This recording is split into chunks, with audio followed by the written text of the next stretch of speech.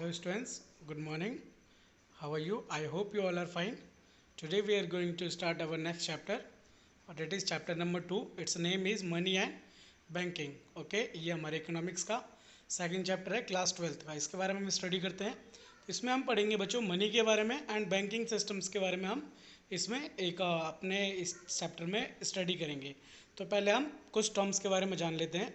जैसे कि मनी होता क्या है.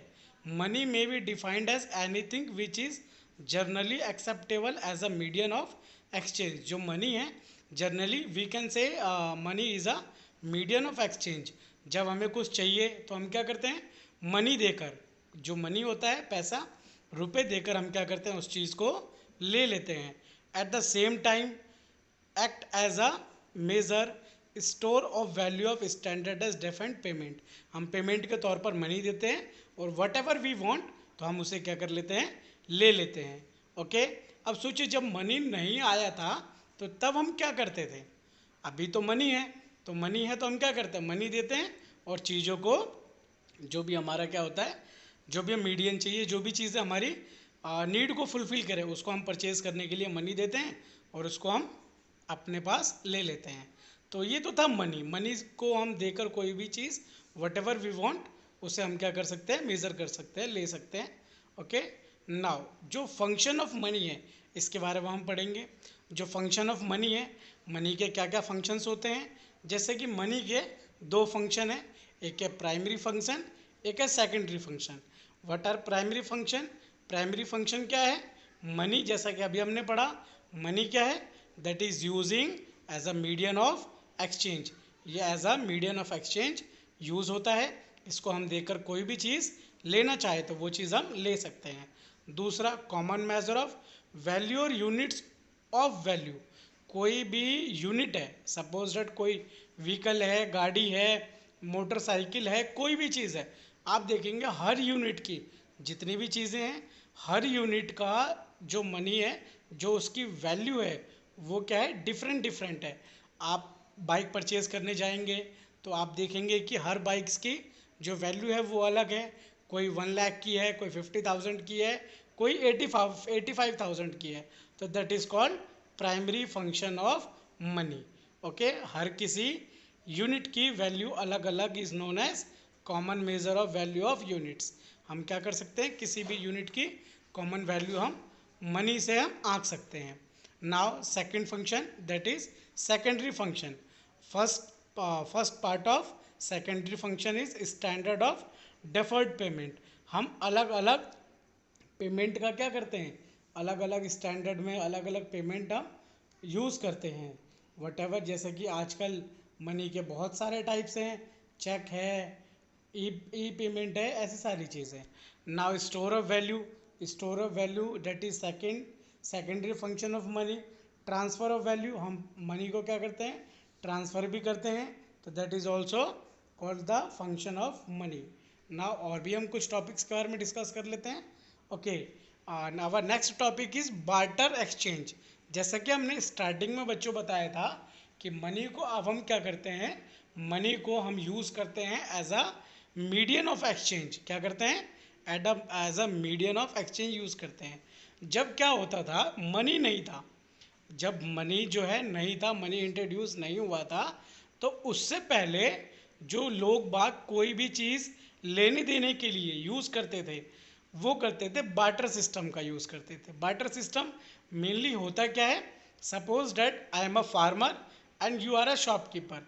अब मैं क्या हूँ, फार्मर हूँ और आप शॉपकीपर नहीं. सपोज डैट आप क्या है, कॉबलर है, ठीक है, मोची.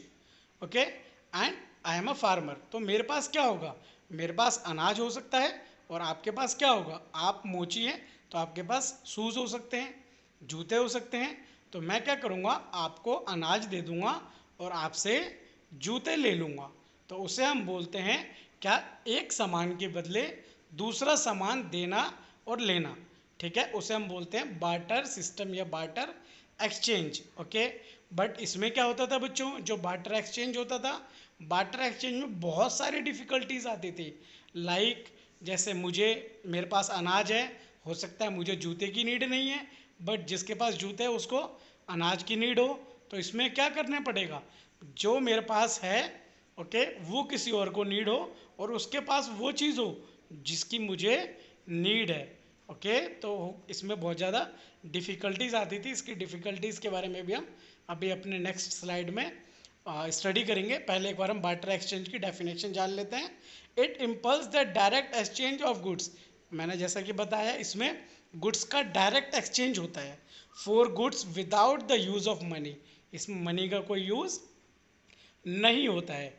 चलिए जानते हैं difficulties involve in barter exchange. जो बार्टर एक्सचेंज है उसके अंदर क्या क्या डिफ़िकल्टीज होती है उसके बारे में हम स्टडी करते हैं। Lack of common measure of value. हो सकता है जो मेरी वैल्यूज़ थी, जो मेरे पास ग्रेन्स थे, ग्रेन्स की जो वैल्यूज़ थी वो कम आंकी जाए और उस शूज़ की वैल्यू ज़्यादा आंकी जाए। ओके, तो ये क्या है, lack of common measure of value. किसी की वैल्यू कम हो सकती है, किसी की ज़्यादा हो सकती है। Lack of double coincidence of want. हो सकता है कि मुझे, जैसा कि मैंने आपको बताया, मुझे जिसकी ज़रूरत है उसकी ज़रूरत उसे ना हो, उसकी ज़रूरत जिसे उसकी ज़रूरत मुझे ना हो, तो इसमें lack of double coincidence of wants हो सकता है। Okay, lack of standard of deferred payment. अलग अलग चीज़ों के लिए अलग अलग पेमेंट जो है यहाँ पर हो सकती है। जैसे कि मैं जूते के लिए अनाज दे रहा था, वैसे हो सकता है जूते के लिए कोई मिल्कमैन उसे मिल्क दे रहा हो। Lack of store of value. इसमें हम जो भी हमारी क्या है वैल्यू है उसको हम स्टोर नहीं कर सकते हैं। Lack of disability. इसमें बहुत सारे डिसेबिलिटीज़ हैं जैसे मैंने आपको भी बताए। Okay, difficulty in exchange of services. जो सर्विसेज की डिफ़िकल्टी इसमें एक्सचेंज में, बार्टर्स एक्सचेंज में बहुत ज़्यादा होती है। ओके, जैसा कि हमने सारी चीज़ों के बारे में अभी डिस्कस करा। तो चलिए आगे चलते हैं। Supply of money. Now our next topic is supply of money. Total stock of money जो होता है, करेंसी, जो करेंसी है हमारी, नोट है, कॉइन्स है, and demand deposit of banks. Okay, इन सब चीज़ों को हम क्या कहते हैं, टोटल स्टॉक ऑफ मनी कहते हैं। In a circular are held by the public at a given point of time. एक पर्टिकुलर टाइम के अंदर जो करेंसी है, कॉइन्स है और डिमांड डिपॉजिट है, वो किसी भी कंट्री की या किसी भी देश की जो पब्लिक के पास है उसे हम बोलते हैं total stock of money. Supply of money does not include. जो सप्लाई ऑफ मनी है जिसके बारे में हम स्टडी कर रहे हैं, सप्लाई ऑफ मनी में क्या चीज़ें इंक्लूड नहीं होती है, cash balance held by the central and state government. जो भी सेंट्रल और स्टेट गवर्नमेंट के द्वारा कैश बैलेंस है वो सप्लाई ऑफ मनी में इंक्लूड नहीं होता है।